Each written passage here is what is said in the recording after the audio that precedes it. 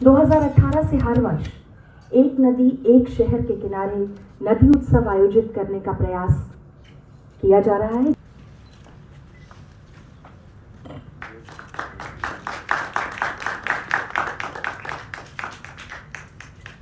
आप सभी को ये बताते हुए आगे बढ़ूं कि ये जो स्मृति चिन्ह है इसकी एक विशेषता है। आप देख रहे होंगे कि ये स्मृति चिन्ह थोड़ा विशेष है इस तरह से कि इसको बनाने का काम ये मानव निर्मित नहीं है। नदियों में जो लकड़ियाँ होती हैं उनमें नदियों की जो धार से एक कट बनता है, एक डिज़ाइन बनता है, वो नेचुरल है ये बहुत ही। और आज हम इसलिए इसको विशेष रूप से यहाँ स्मृति चिन्ह के रूप में भेंट कर रहे हैं। और आइए इस क्रम को आगे बढ़ाते हैं। मैं प्रोफेसर के अनिल कुमार जी से अनुरोध करूंगी कि वो श्रीमती बसंती नेगी जी को सम्मानित करें स्मृति चिन्ह भेंट करके और साथ ही अंग वस्त्र भेंट करके।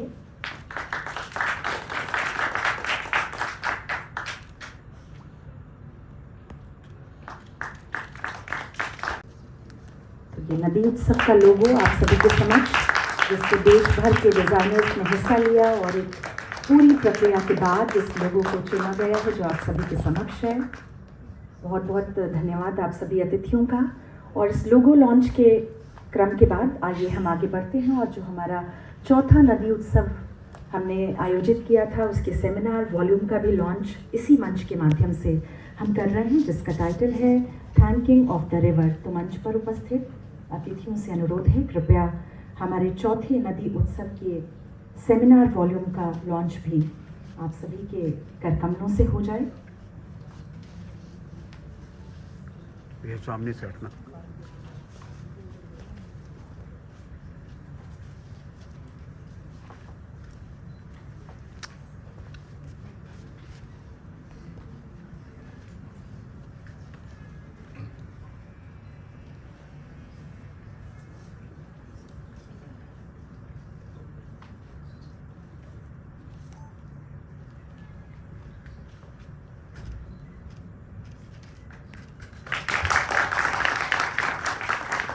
आप सबकी उपस्थिति को प्रणाम करता हूँ। एक छोटी सी कविता जो मैंने कभी नदी पर लिखी थी, अपने इलाके की नदी पर, वो आपके सामने प्रस्तुत करके अपनी बात समाप्त करूँगा। न जाने कहाँ गुम हो गया था उसका इठलाना, बल खाना, लहरा लहरा कर चलना और कुलांचे भरना मस्ती में। न जाने कहाँ चले गए थे उसके सारे लोज और घुमाव, उसकी चमक, उसका वैभव। न जाने कहाँ गुम था ये सब, गुमसुम शांत कांतिहीन, सिकड़ी हुई किसी संकोच में, मुरझाई किसी गम में वो लगातार सूखती जा रही थी। हैरत होती थी उसे देखकर, जैसे कोई अकारण बुढ़ा रही तरुणी या कोई बदहवास बच्ची भीड़ में तलाशती अपनी पहचान। पता नहीं क्या हो गया था उसे, पता नहीं कहाँ गुम था वो जमघट जो हमेशा लगा रहता था उसके इर्द गिर्द आनंद में सराबोर। ढेर सारे नश्तर सहने के बाद अपनी आखिरी सांसें गिनती वो इजाड़ सूखी सुनसान पड़ी थी। हाँ, वो मेरे इलाके की नदी थी, वो मेरे इलाके की नदी थी। आप सभी का बहुत बहुत स्वागत। धाम से हूँ, बसंती नेगी, ग्राम मुखवाहातिल से। मेरा अपना अनुभव है कि जब तक हम लोग सब अपने अपने घर के कूड़े और अपने अपने घर में जागरूक नहीं हुआ तो सरकार और कोई एनजीओ कुछ करे बेचारा वो क्या कर सकते हैं। लेकिन आप पढ़े लिखे लोग हैं, सब कुछ जानते हैं, किताब की ज्ञान भी है, हमें तो ऐसे ज्ञान है ही नहीं, हमें तो ज़मीनी ज्ञान है। अनपढ़ है, उस टाइम बेटी को तो पढ़ाते नहीं थे। तो 35 साल ग्राम महिला प्रधान रही, उसमें हमने जो है गांव की सफाई इत्यादि करने का, क्योंकि मेरे मैके में भी अठाली गांव है और ससुराल भी वो ग्राम मुखी मठ में है जहां गंगा जी के मैके हैं। पहले मेरे वहाँ थे गंगा जी, अब मैं गंगा जी के मैके से है। 6 माह जो है मेरे गांव में गंगा माँ की पूजा होती है। तो उसी माँ की प्रेरणा से कुछ हमको कुछ प्रेरणा मिली होगी, माँ ने कुछ संकेत किया होगा, अपने आप तो कुछ नहीं रहे। फिर महिलाओं ने संगठन किया, हमने गंगा जी के उस पर।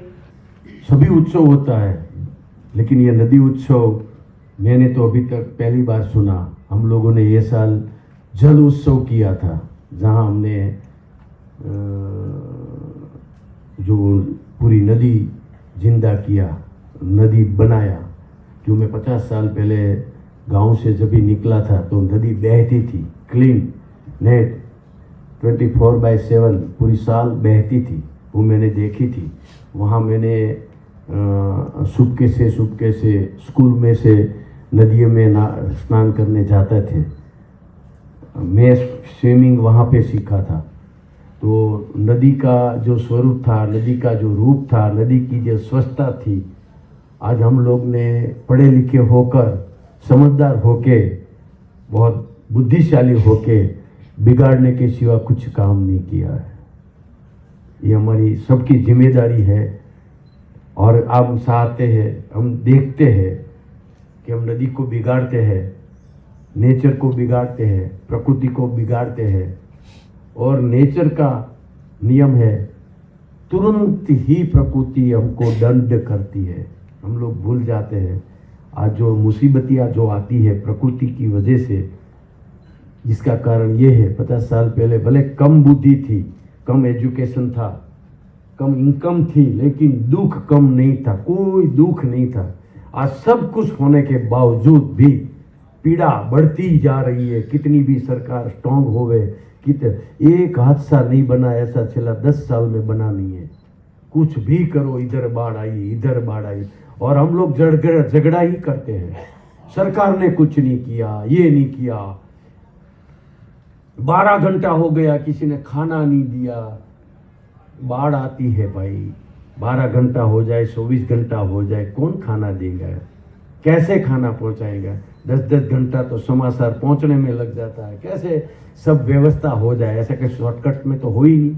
लेकिन हम कंप्लेंट करने में मजबूत हो गए, मास्टर हो गए। ये मीडिया की वजह से पूरी दुनिया को पता चल जाता है, पूरी दुनिया को बता देते इधर इतना प्रॉब्लम है, इतना प्रॉब्लम।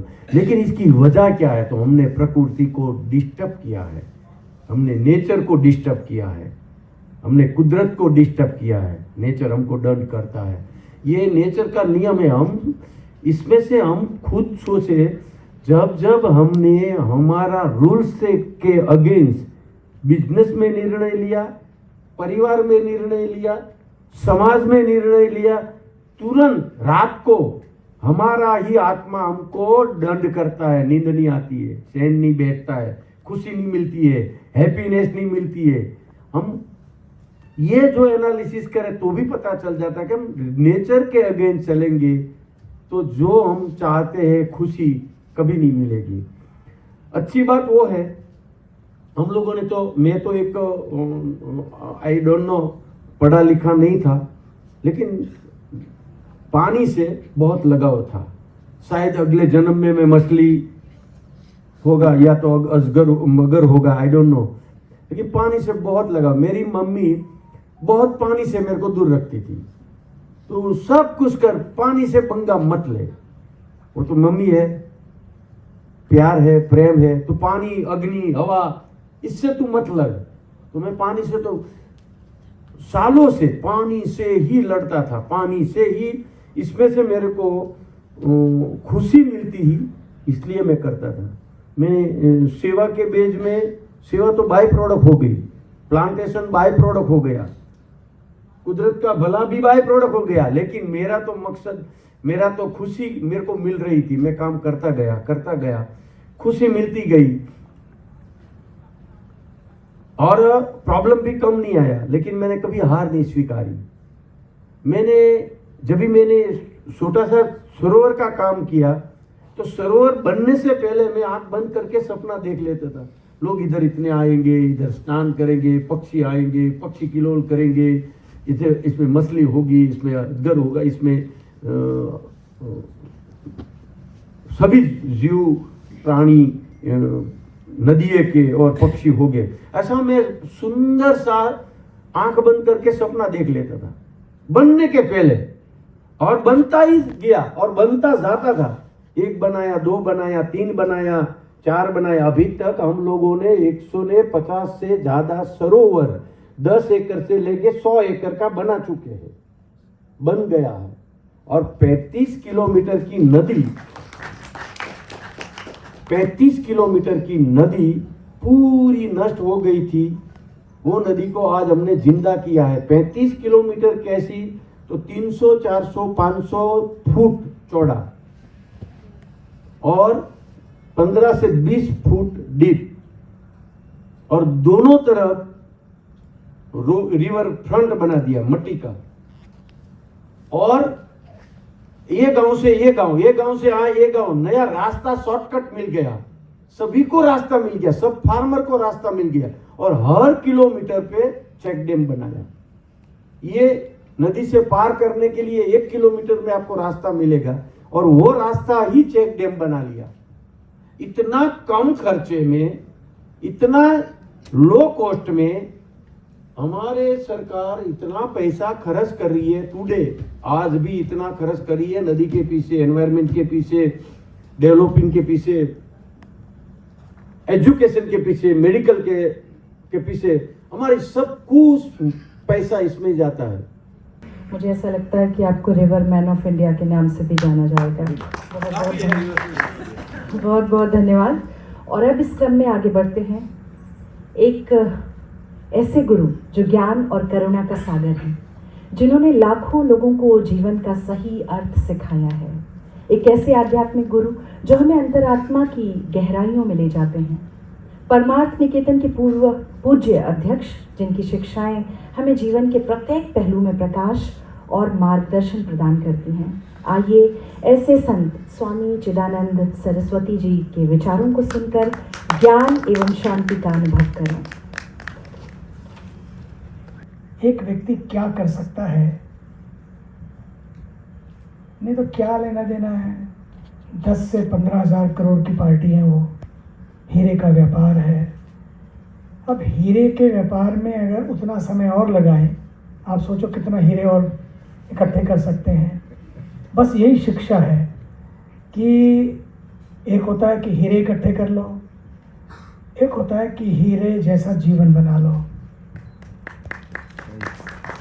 ऐसे हमारे शिवजी भाई ढोलकिया फाउंडेशन के चेयरमैन और डॉक्टर के अनिल जी, और जो हमारे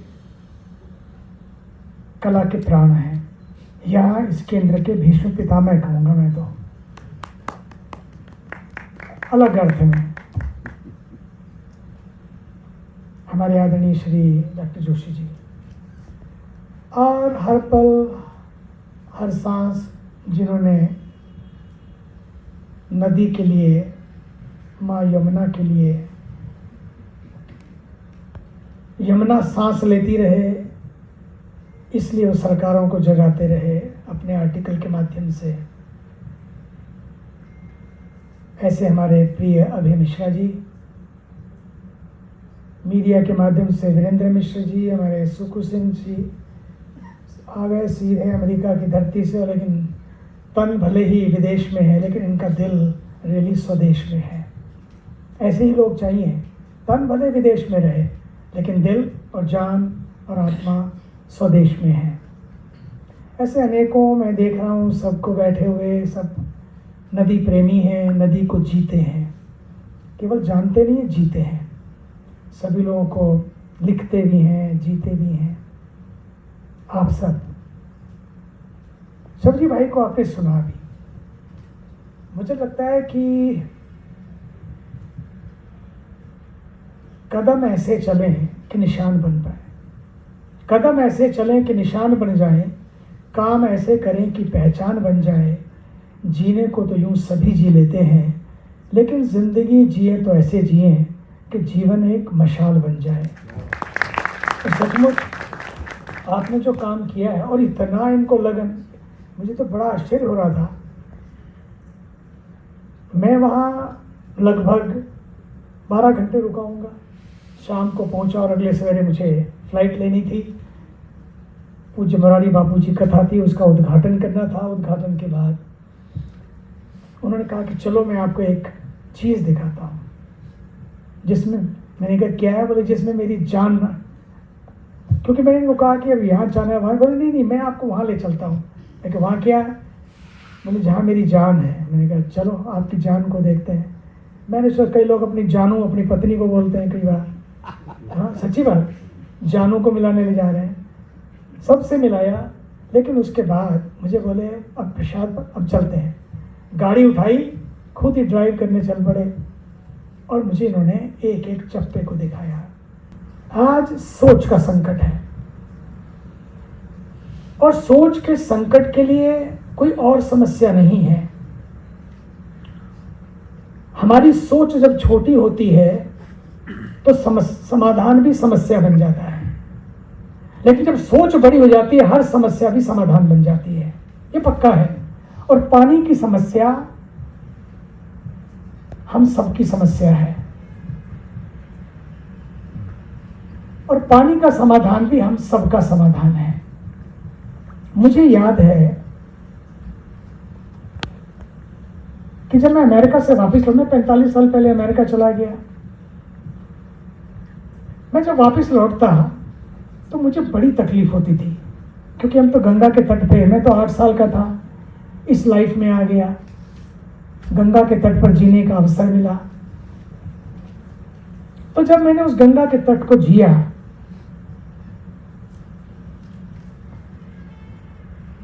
तो फिर बहुत कुछ अंदर जीने लगा।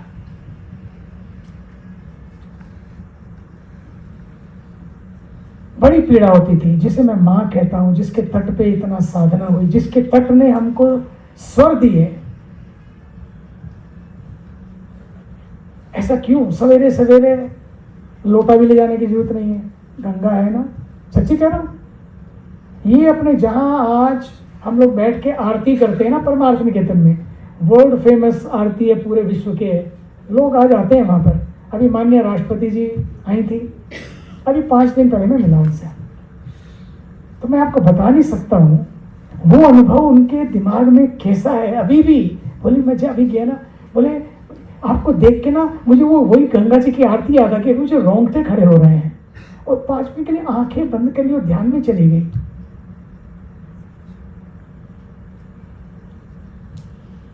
ये हमारे देश में बहुत बड़ा बदलाव आ रहा है कि उस पद पर बैठे लोग भी भीतर बैठे हैं, उस पद पर बैठे हैं, लेकिन उनके भीतर, वो राष्ट्रपति भवन के भीतर हैं, लेकिन उनके भीतर राष्ट्रपति भवन नहीं बल्कि गंगा बहती है। गंगा बहती है, भारत बहता है। भवनों में, बड़े बड़े भवनों में बैठकर भावनाएं भारत की रहें, कुछ जरूरी नहीं है। जितने बड़े बड़े भवन बनते जा रहे हैं उतने लोग, कई बार चीजें दिखती हैं, ऐसा बड़ा दुख होता है। Anyway, I am not going to go to that direction. मैं जब वहां देखता बड़ा तकलीफ होती मुझे। एक दिन मैंने सोचा, क्योंकि नदी पर सरकार को परमिशन लेनी पड़ती, नदी के तट पर कुछ भी करने के लिए। मैंने एक दिन जब देखा तो मुझे मन में आया कुछ करना चाहिए। सवेरे सवेरे मैं गया, क्योंकि हम लोग 4 साढ़े 4 बजे स्नान करने जाते हैं, 5 बजे ठीक प्रार्थना होती है हम लोगों के यहाँ। तो जब वहाँ जाते तो इतना मतलब ऐसे करके जाना पड़ता था, बड़ा दुख होता। सारी झाड़ियाँ थी वहाँ, ये घाट नहीं होते थे पहले, झाड़ियाँ थी, बुशेस थी, छिपने की भी जगह नहीं, बैठ गए नहीं, जहाँ जाओ। बोतल भी ले जाने की जरूरत नहीं, लोटा ले जाने की जरूरत नहीं, बस जय गंगे, जिसको हमने माँ कहा। अभी स्नान कर रहे हैं, अभी वहाँ जाके जय गंगे, गंगे मैया की जय, और उससे पहले गंगे मैया का अक्षय। ये कैसे हो सकता है कि पूजा भी करें और प्रदूषण भी करें, बंदगी भी करें और गंदगी भी करें? दोनों चीज़ें कैसे संभव है? पर मैं रो पड़ता था, मैं सच्ची, मुझे आंसू में आ जाते थे। लेकिन एकदम ये ख्याल आया, रोने से क्या होगा, let us do something, take this challenge. I talk to the commissioner. Commissioner की पत्नी मेरे पास आती थी, मैंने उसको कहा सरोज एक काम करो, एक दिन देवता को लेके आओ। बोले वो बहुत बिजी है, वो नहीं आएंगे, ये तो मैं ही हूँ जो चली आती हूँ, खुले उससे बोलती थी वो। तो मैंने कहा फिर भी एक बार ले आओ, शाम ही रुकेंगे। आ गए। सवेरे सवेरे मैं उनको 5 बजे लेके गया गंगा जी के तट पे। जैसे वो गंगा जी के तट पे गए, उन्होंने खुद देखा बोले ये क्या? मैंने कहा कुंभ मेला करने जा रहे हैं, करोड़ों लोग यहाँ स्नान करने आएंगे, ये यहाँ स्नान करेंगे। आप सोचिए, थोड़े से घाटों को पत्थरों से सजा दिया। हमने सोचा कि बहुत बड़ा काम हो गया। मुझे लगता है कि पत्थरों से नहीं, अब घाटों को पेड़ों से सजाया जाए। पत्थर लगे, कुछ घाट चाहिए हमको, लेकिन let us create the green corridors. खैर उन्होंने दिखाया, उन्होंने देखा, उनको बड़ा तकलीफ हुई और आगे बात खत्म हो गई। मैंने उनका कि यदि आप परमिशन दें तो हम इसको, बोले अभी 2 महीने बाकी हैं, हो नहीं पाएगा ये। मैंने कहा सर जी भाई आप परमिशन तो दीजिए। बोले बहुत इतना लंबा घाट। मैंने कहा आप परमिशन दे दीजिए।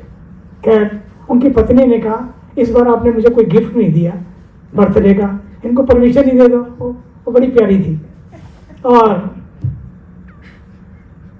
परमिशन मिल गई। परमिशन मिल गई 2 महीने के अंदर, 40 दिन के अंदर हम लोगों ने जितने जेसीबी थे मंगाए, परमिशन तो मिली गई थी। और गंगा हम लोगों से 300 फुट दूर हुआ करती थी परमार्थ से, केवल बरसात में आती थी। और पास में जितने बुजुर्ग लोग होते थे उनके लिए हमें हर साल सड़क बनानी पड़ती थी गंगा जी में। आप आश्चर्य करेंगे, घाट बनाया पहले और 12 फुट नीचे गए, क्योंकि गंगा प्रवाह हमारे यहाँ तो आपने देखा होगा जब केदारनाथ की आपदा आई थी, यहाँ पे केदारनाथ का वो स्वरूप, वहाँ की बाढ़, वहाँ पीछे का वो शिला, और फिर अपने शंकर जी जो इतने आपने देखा होगा, सब वही दिखता था पूरे वर्ल्ड में। तो 12 फुट नीचे गए हम लोग, पूरा घाट बना। और घाट बनने के बाद फिर हम लोगों ने 300 फुट धीरे धीरे गंगा जी को, लेकिन बाहर गंगा जी की चीज़ें गंगा जी में रहनी चाहिए, खनन नहीं तो बहुत प्रॉब्लम हो जाती। वो सब गंगा जी में रहा, कुछ नहीं इधर उधर किया, सब गंगा जी में रहा। लेकिन 300 फुट गंगा जी को दे लेके आज आप तट पे जाइए, इतना सुंदर घाट, इतनी सुंदर प्यारी गंगा वहाँ पर है और इतना सुंदर काम हो रहा है। That same sanitation ground became meditation ground. The whole world they come there. Just imagine when we celebrate our international yoga festival, more than 100 countries, people come from more than 100 countries। और क्या तट पे मतलब कुछ कुछ होता है वहाँ पर, सच्ची वहाँ बैठ जाओ ना, जितने लोग आते हैं बोले समथिंग हैपन्स टू अस, और होता है क्योंकि एनर्जी तो है। ऋषिकेश में जो साधना हुई है वो तो है, बिल्डिंगें बन गई, शोर हो गया, शो हो गया, बहुत कुछ बदला, लेकिन एनर्जी इज द सेम। अब हमें क्या करना है, इस एनर्जी को सिनर्जी में कैसे बदलें, उसका एक ही तरीका है। Today we are living in AI age, यही हो रहा है आर्टिफिशियल इंटेलिजेंस में। और मज़े की बात है, 45 साल पहले जब मैं अमेरिका में गया तो उस समय जिनकी शादी मैंने कराई, वो मेरे को शादी कराना है कि स्वामी लोग हमारे यहाँ शादी नहीं कराते हैं, पर प्रीस्ट लोग कराते हैं। वो कोई प्रीस्ट नहीं था क्योंकि मंदिर नहीं थे, एक ही मंदिर था 50 साल पहले, वो था केवल फ्लशिंग क्वींस न्यूयॉर्क में गणेश टेम्पल, बाकी वो टेम्पल नहीं होते थे। वो हम लोगों ने फिर शुरू किया, वो अलग स्टोरी है, उसमें नहीं जाऊंगा मैं। लेकिन वो जो वो आए मेरे पास सब लोग, तो बोले कि एक शादी करानी है। अब मैंने तो अब संस्कृत में तो सारा अध्ययन किया हुआ था, मंत्रों के सारे याद थे। हमने कहा ठीक है, हमने अध्ययन किया, हमने कहा ठीक है कराएंगे। तो फिर क्योंकि लड़की अमेरिकन थी, व्यक्ति भारतीय थे, तो वो दोनों की शादी कराई। मैंने हिंदी में भी इंग्लिश में उसको तैयार किया। लेकिन मैं क्यों कहने जा रहा हूँ, आज वही व्यक्ति अमेरिका में AI का जनक है, AI का जनक है वो। अभी आदरणीय मोदी जी गए थे, हम लोग भी थे, उनको भी बुलाया गया था, हमारे देश के भी जो AI के सब लोग थे उनको भी बुलाया गया था। वो लोग वहाँ पर सब मिले। AI एज में हम रह रहे हैं, लेकिन AI can give you the speed, but who will give us the direction? I think time has come. Let us move from AI to RI, AI to artificial intelligence to rishis intelligence. हमारे ऋषियों ने जो हमें intelligence दी है, हमारे ऋषियों ने जो हमें संस्कृति दी है, हमें दर्शन दिया है। आज मुझे कोई पूछे तो सच मानिए, हमें भारत को भारत की आंखों से देखने की जरूरत है। जिस दिन हम भारत को भारत की आंखों से देखने लगेंगे, हम ऋषियों की आंखों से देखने लगेंगे, माता भूमि पुत्रो हम पृथिव्या, इन आंखों से देखने लगेंगे। और जिस दिन ये होने लगेगा, फिर माँ डायलिसिस पे हो और हम कॉन्फ्रेंस कर रहे हो कि माँ को क्या किया जाए माँ के लिए। इसलिए हमारे अभय लगातार लगे रहे। इनको सुनना भी पड़ता है और सुनाते भी रहते हैं लेखनी के माध्यम से, लेकिन लगे रहे, डटे रहे। और आज मैं कहना चाहता हूं, भारत के पास एक ऐसी सरकार है, भारत सौभाग्यशाली है कि भारत के पास एक ऐसे प्रधानमंत्री जी हैं। जब से वो आए, क्योंकि मैंने अमेरिका में बहुत कुछ, मुझे कई बार यूएन में जाने का अवसर मिला, world economic forums, parliament of world religions, world bank, मतलब जहां भी जितना है सब जगह जाने का अवसर मिला है। मैंने देखा कि भारत के बारे में क्या सोच थी और आज भारत के बारे में क्या सोच है। गंगा ने कभी ये नहीं सोचा कि मैं श्यामलाल के खेत को सींचूंगी, उन्होंने तो सलीम के खेत को भी सींचा, सोहन सिंह के खेत को भी सींचा और साइमन के खेत को भी सींचा। गंगा ने कोई विरोध, कोई भेदभाव नहीं किया।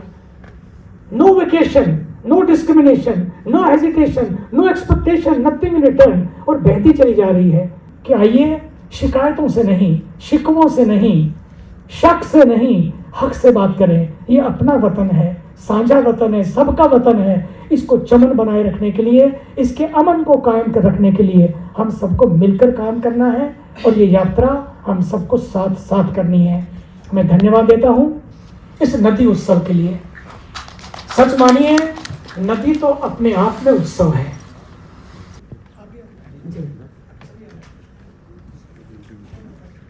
दीदी